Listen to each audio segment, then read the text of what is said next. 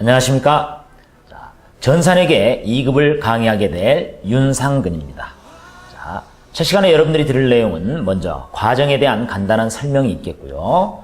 두 번째, 회계와 부계에 대해서 공부하겠고, 세 번째, 정보 이용자에 대해서 여러분들 간단하게 설명을 드리도록 하겠습니다. 지금 이 시간부터 여러분들이 이제 회계를 배우게 되는데, 기존에 여러분들이 회계를 오래전에 배웠던 분도 있을 것이고, 또 처음 시작하는 분도 계실 겁니다. 그러면 회계 2급은 여러분들 알다시피 기초부터 시작을 합니다. 그래서 회계를 여러분들이 어렵게들 다들 그렇게 이해를 하고 계시는데, 실은 어려운 부분이 아닙니다. 어려운 부분이 아니고, 회계라는 것은 바로 개념을 정확히, 회계 원리를 정확히 이해를 하면 상당히 수월하게 할 수 있는 학문이 바로 회계라는 이야기입니다. 그래서 회계 원리부터 여러분들이 이해하는데 바로 신경을 쓰셔야 된다는 거 명심하시고, 그러면 회계 수업을 하는데 여러분들 꼭 여러분들이 지켜줘야 될 기본 사항이 있죠. 그럼 쉽게 빠르게 우리가 습득하기 위해서는 먼저 첫 번째 회계 용어에 익숙해져야 됩니다. 회계 용어가 전문 용어로서 잘못 알고 계시는 분들이 있어요. 물론 전문 용어도 일부분 있습니다만은, 그러나 거의 대부분은 우리가 일상생활에 사용하는 용어들이 거의 대부분입니다. 그래서 회계 용어에 익숙해지도록 노력을 해야 된다는 거. 두 번째, 바로 회계 처리 당사자 또는 거래 당사자가 되어야 된다. 즉, 회계 공부를 할 때는 반드시 내가 그 입장이 돼서, 우리가 매입자면 매입자 입장, 매출자면 매출자 입장, 돈을 받는 입장 또는 쓰는 입장, 여러 가지들이 있죠. 이런 입장들이 스스로가 그 입장이 돼서 여러분들 바로 회계 바로 처리를 하셔야 된다는 거. 그 다음에 세 번째는 여러분들이 이제 회계 공부를 지금 시작하게 되면 반드시 이 과정을 여러분들이 듣고 들은 것은 반드시 복습을 꼭 해줘야 됩니다.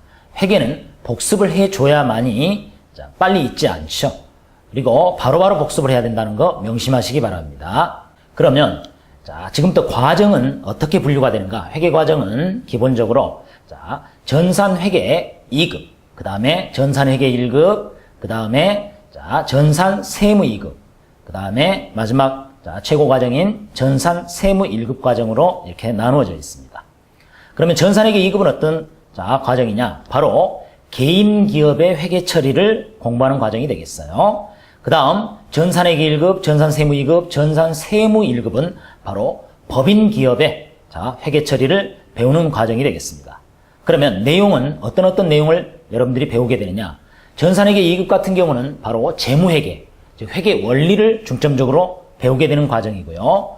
그 다음에 전산회계 1급은 재무회계, 그 다음 원가회계 기초, 부가가치세 기초를 여러분들이 배우게 됩니다.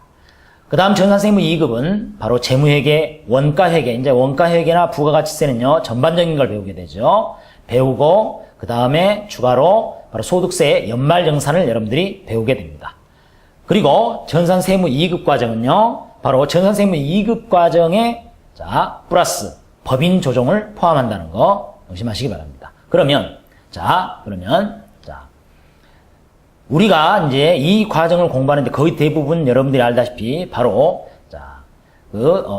자격증을 취득하기 위해서 배우는 분들이 많죠. 물론 회계적인 공부를 위해서 배우신 분도 많습니다. 그래서 제가 하는 수업들은 이해 위주의 여러분들이 원리, 즉 이해 위주의 수업이기 때문에 여러분들이 빠뜨리지 않고 자세히 집중해서 들으셔야 된다는 거. 그래서 우리가 사용하는 프로그램, 회계 실무 프로그램인 실무 버전인 교육용 프로그램인데, 한국세무사회에 바로 K랩이라는 회계 교육용 프로그램을 사용합니다.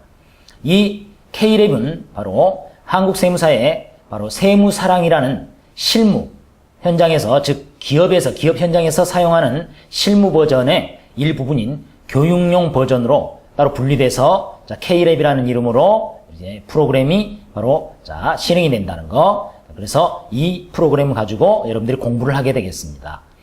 자격시험 같은 경우는 그럼 어떻게 되느냐? 자격시험은 바로 한국세무사회에서 주최하는 국가 공인 자격증인 전산세무회계 자격증 시험이 되겠습니다.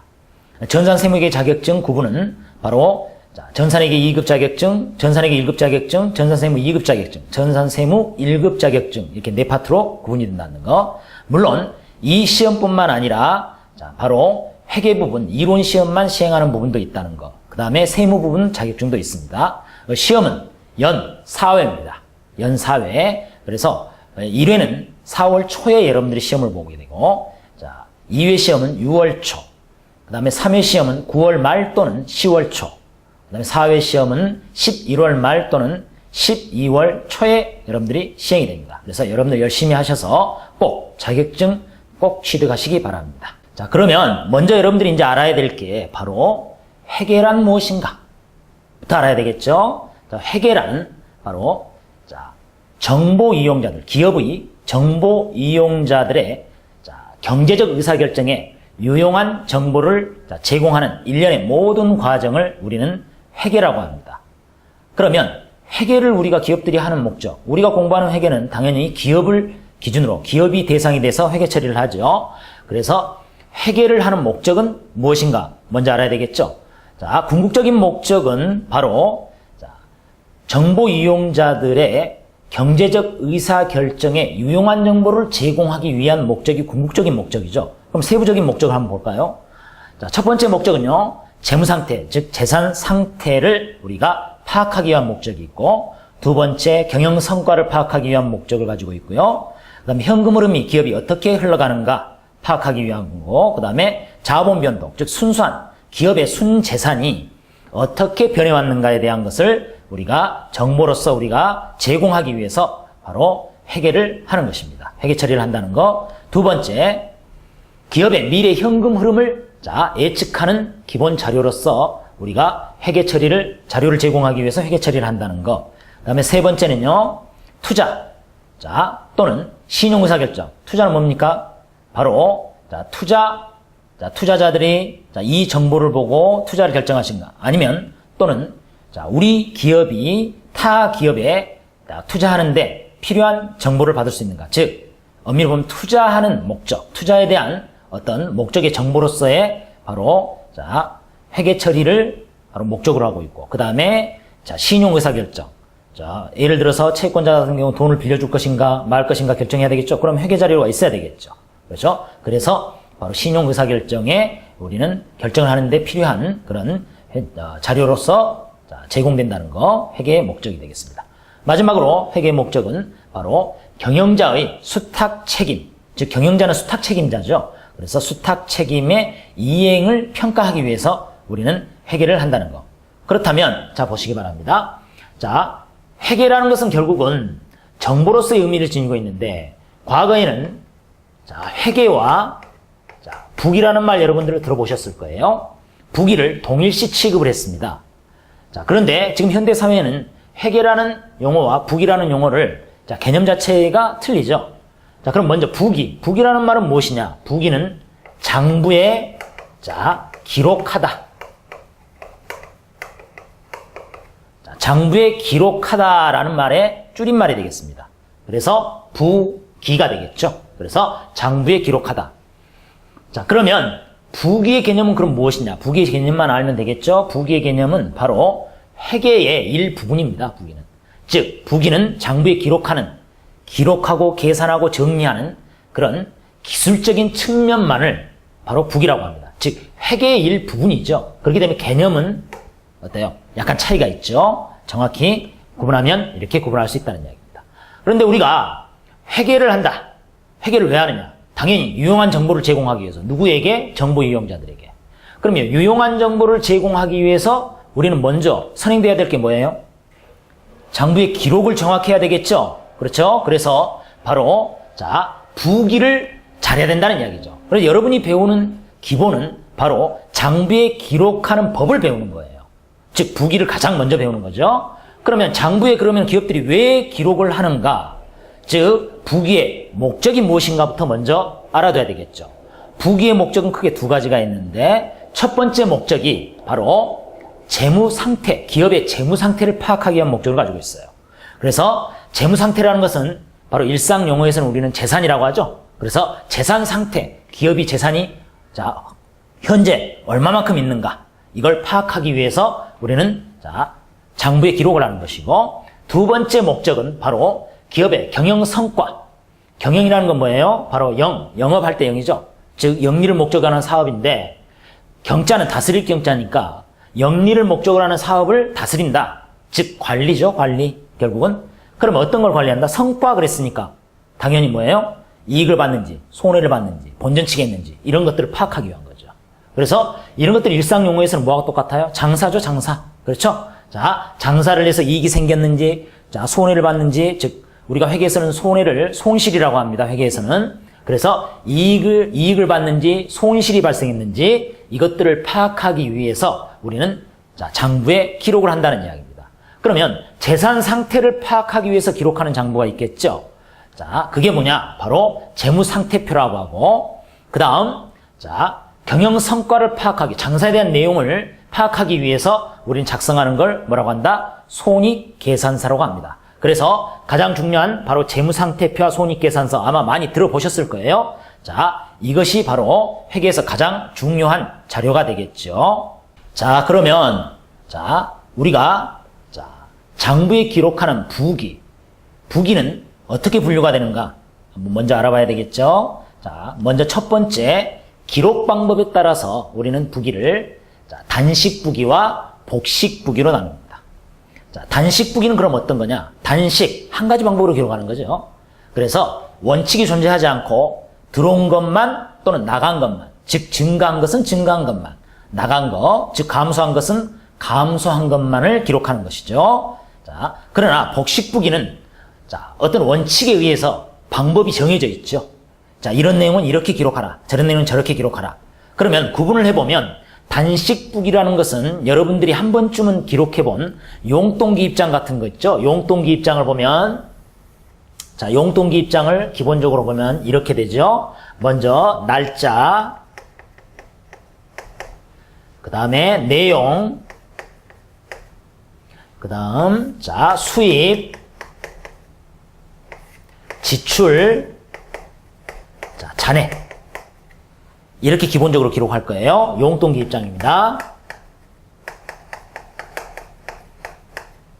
그래서 만약에 예를 들어 3월 1일 날 자, 아빠가 용돈 10,000원 줬어요. 매일 아침마다 10,000원을 준다고 가정하고, 그래서 3월 1일 날도 용돈 10,000원을 받았습니다. 그럼 우리가 용돈기 입장에 내용에는 자, 아빠 용돈, 자, 돈 받았으니까 수입이겠죠. 수입란에 10,000원 기록하고, 잔액란에도 당연히 뭐예요? 10,000원을 이렇게 기록할 거라는 이야기예요. 그 다음에 자, 같은 날 오후에 연필 한 자루를 샀어요. 1,000원짜리를. 그렇다면 내용에는 연필 구입 또는 그냥 연필 해도 되겠죠? 표현하는 것은 자기 마음대로 표현할 수 있어요. 그래서 연필 지출에 1,000원. 그러면 잔액은 당연히 얼마다? 9,000원이다. 이렇게 기록이 되겠죠?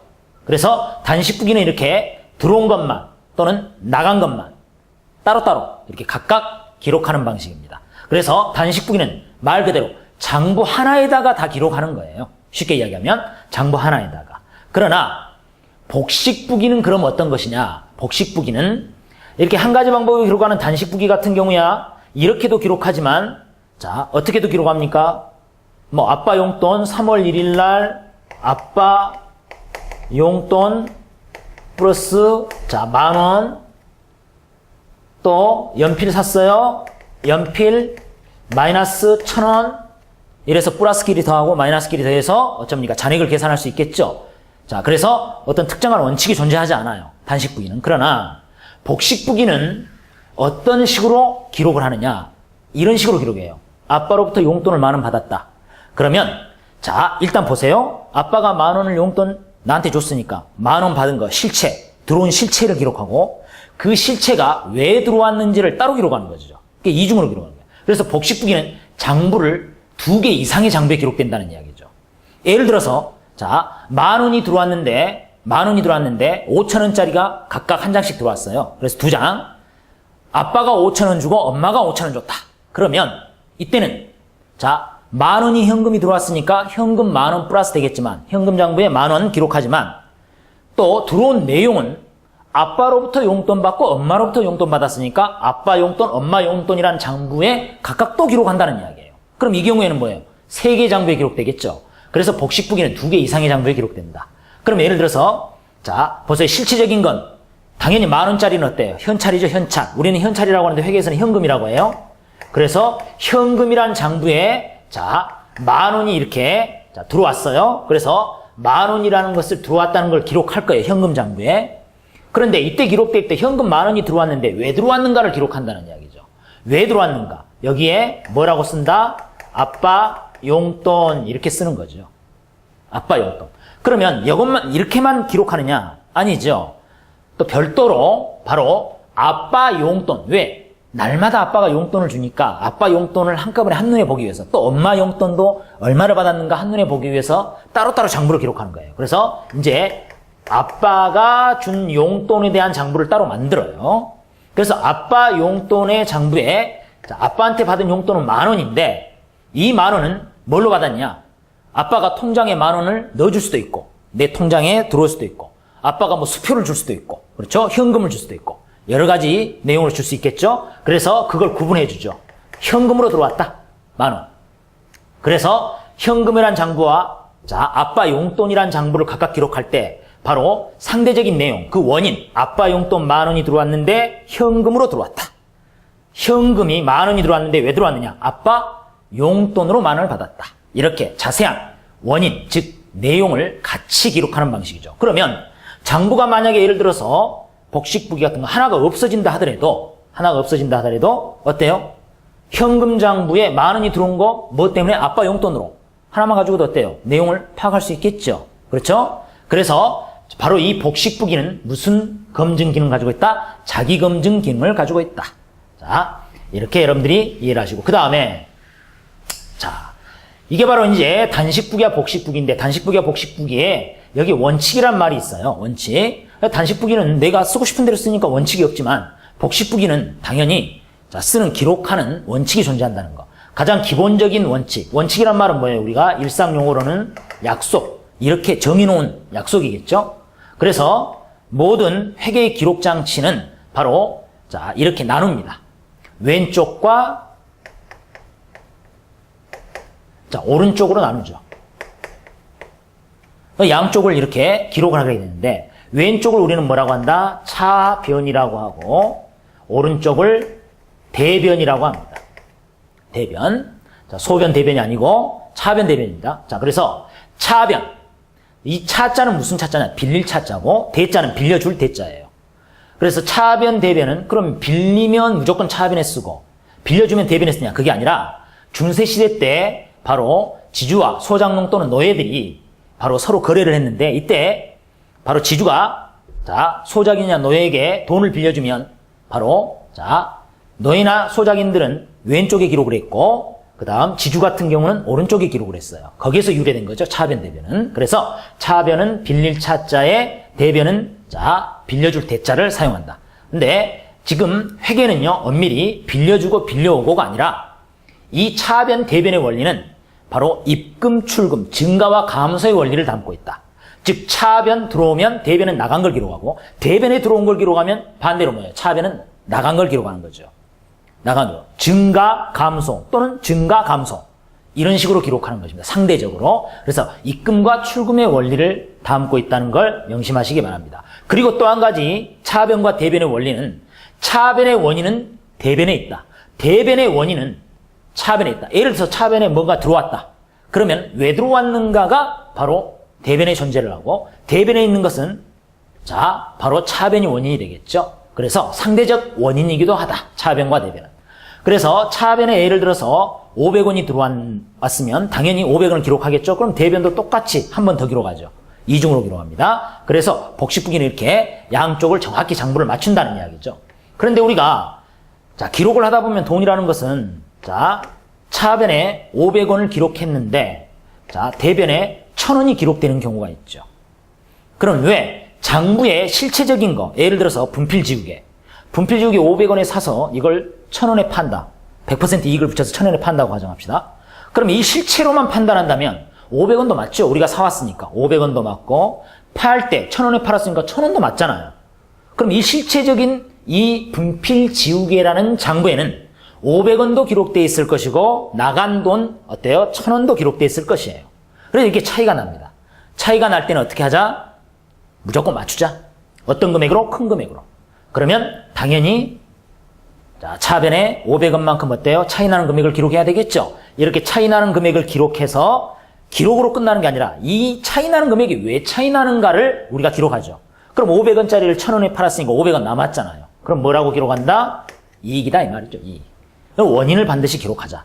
이게 바로 복식부기의 자 어쩝니까? 원칙이라는 얘기. 우리가 약속한 거죠. 기본적인 약속입니다. 그러면 이제 자 복식부기의 이제 자, 기본적인 원칙에 대해서 간단하게 설명을 했고요. 그러면 두 번째로 여러분들이 이제 영리성 유무에 따라서 우리는 부기를 어떻게 분류하느냐? 바로 영리부기와 비영리부기로 분류합니다. 영리부기는 말 그대로 일반 기업들, 영리를 목적으로 하는 집단들이 사용하는 무기고, 비영리부기는 관공서나 종교단체, 비영리단체들이 사용하는 무기가 되겠죠. 자, 예전에는 영리부기는 복식부기를 썼었고 비영리부기는 단식부기를 썼는데 지금은 거의 대부분이 바로 복식부기를 사용합니다. 왜? 전사나 처리를 하는 그런 전사나 처리를 거의 대부분 하기 때문에 지금 복식부기로 거의 대부분 바뀌었죠. 물론 아직도 비영리단체, 아주 조그마한 단체들은 아직도 단식부기를 쓰긴 해요. 하지만 거의 대부분은 다 복식부기를 사용한다는 이야기입니다. 자, 그러면 여러분들이 이제 회계정보 이용자, 자, 부기에 대해서 이제 공부를 했으니까 이제는 회계정보 이용자에 대해서 알아볼 필요가 있네요. 자, 회계정보 이용자에 대해서 배우겠습니다. 회계정보 이용자 했죠? 정보 이용자를 우리는 다른 말로 이해관계자라고 합니다. 자, 이해관계자. 그래서 회계정보 이용자를 다른 말로 회계 이해관계자라고 하죠. 기업의 이해관계자라고도 하고. 그래서 정보 이용자는 우리가 하는 기업 위주의 기업을 대상으로 회계 처리를 하니까 자, 기업이 있다면 가장 자, 기본적인 이해관계자는 당연히 누구겠어요? 경영자겠죠. 경영자. 그다음에 자, 종업원. 그다음에 자, 투자자. 자, 종업원은 당연히 뭐예요? 회사에 대해서 내용, 회사, 자, 뭐 내일 모레 이 파산하겠다 싶으면 어때요? 일자리 구해야 되겠죠? 정보를 당연히 자, 파악하고 있어야 되겠죠? 자, 그 다음에 투자자. 월급을 제대로 받을 수 있는 거 없는가? 투자자는 어때? 투자할 것인가 말 것인가를 결정져야 되겠죠. 그 다음에 채권자 같은 경우는 당연히 금융기관 같은 경우 이 기업에 돈을 빌려줄 것인가 말 것인가? 자, 돈 빌려준 돈 받을 수 있을까 없을까? 자, 파악을 해야 되겠죠? 자, 정부. 이 기업이 대기업이에요. 만약에 이 기업이 예를 들어서 도산을 했다. 그러면 실업자 대책도 세워야 되고 정부 입장에서는 경제적 파장도 생각을 해야 되겠죠. 그렇기 때문에 당연히 회계 정보가 필요하겠죠. 그 다음 자 거래처. 거래처는 이 기업으로부터 물건 사서 잘 장사를 했는데 기업이 예를 들어서 도산을 해서 물건을 못 받아요. 그럼 영향을 받겠죠. 당연히. 그래서 당연히 회계 정보 필요할 것이고 당연히 세무당국은 뭐 세금 거대하죠. 그렇죠? 그래서 필요할 것이고 일반 소비자도 마찬가지죠. 기업으로부터 물건 샀어요. 그런데 만약 AS, 무상 AS 받는 기간인데 만약 기업이 망해서 못 받으면 어때요? 피해가 오죠? 직간접적으로 어떻게 됐든 간에 이 기업이라는 단체가 존재하는 바로 자, 기간 동안에는 모든 이해 당사자, 직간접적인 모든 이해 당사자가 결국은 뭐라는 이야기예요? 회계 정보 이용자라는 이야기입니다. 그래서 이해관계자라는 이야기죠. 그래서 이해관계자는 크게 경영자와 나머지 그 외의 이해관계자로 나누는데 경영자를 우리는 내부 이해관계자 또는 내부 정보 이용자라고 하고 그 외의 나머지 대상들을 외부 정보 이용자라고 합니다. 그럼 내부 정보 이용자, 경영자가 하는 회계가 있고 외부 정보 이용자가 하는 회계가 있습니다. 자, 그러면 종업원은 어떻게 되나요? 종업원은 내부 정보 이용자가 되고 관리자라고 그러면 높은 관리자다. 그러면 내부 정보 이용자가 되겠죠. 그렇죠? 경영자. 하고 보면 보통 이사들이 어쩝니까? 주주이면서 이사인 사람들 있죠? 그래서 회사에서 근무하는 사람들 있죠? 그런 사람들은 종업원인과 동시에 경영자이기도 하죠. 그렇다 보니까 종업원은 결국은 자, 내부 이해관계자도 될 수 있고 때로는 외부 이해관계자가 될 수도 있다. 그러나 우리는 이제 공부하는 과정에서는 그냥 크게 이렇게 나누겠습니다. 경영자는 내부 이해관계자, 그 외에 다른 대상들은 자, 외부 정보 이용자, 내부 정보 이용자, 외부 정보 이용자 이렇게 구분을 하도록 하겠습니다. 그러면 경영자가 하는 회계는 자, 어떤 회계인가? 그리고 자, 그 외에 외부 정보 이용자가 하는 회계는 어떤 회계인가? 구분해 볼 필요가 있죠. 그럼 회계를 한번 분류해 보겠습니다. 경영자가 하는 회계를 우리는 관리 회계라고 합니다. 관리 차원에 하는 회계죠. 그리고 그 외에 외부 정보 이용자, 외부 이해관계자가 하는 회계를 우리는 당연히 재무회계라고 하는 것입니다. 그럼 관리회계와 재무회계의 차이점을 우리가 구분해 볼 필요가 있겠죠? 관리회계는 경영자가 하는 회계이기 때문에 먼저 내부정보 이용자가 하는 회계고 재무회계는 외부정보 이용자가 하는 회계다. 그렇죠? 이렇게 구분할 수 있고, 두 번째, 기록의 지향점을 보면 관리회계는 경영자는 기업의 미래를 위해서 어쩝니까? 어떤 예측을 하고 판단을 하고 결정을 내리겠죠. 그래서 미래지향적인 회계가 바로 관리회계가 되겠고, 재무회계는 이미 기업이 어떤 과거의 사건을 기록해 놓은 거니까 결국은 과거지향적이죠. 과거의 내용을 보고 이제 판단을 해야 되겠죠. 그 다음에 준거 기준을 보면 관리회계는 경영자가 하는 회계니까 관리 차원에 하는 회계이기 때문에 준거 기준이 따로 없죠.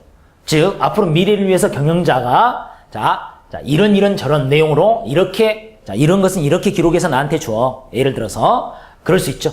그래서 준거 기준이 없습니다. 그래서 필요한 내용대로 어쩝니까? 자기들이 작성해서 쓰는 것이고, 재무회계 같은 경우는 우리가 준거 기준은 회계 원칙.